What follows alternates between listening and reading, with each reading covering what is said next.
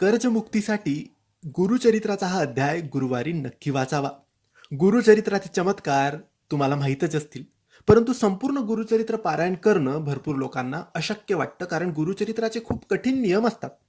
परंतु प्रत्येक गुरुचरित्र अध्यायाचे वेगवेगळे अनुभव येतात आणि वेगवेगळे लाभ होतात.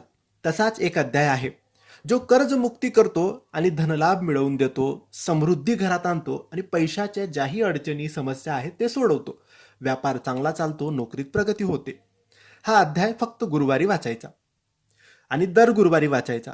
एकूण 21 गुरुवार करायचे. 21 गुरुवार करायचे आणि सकाळी हा अध्याय वाचायचा. याचे कोणतेही नियम नाही, फक्त गुरुवारच्या दिवशी सकाळी तुम्हाला हा अध्याय वाचायचा आहे. आणि हा अध्याय आहे गुरुचरित्राचा 18वा अध्याय. असं सांगितलं जातं की हा 18वा अध्याय गुरुवारी 11 वेळेस वाचावा, परंतु भरपूर लोकांना 11 वेळेस वाचणं शक्य नसतं, म्हणून तुम्ही एक वेळेस वाचला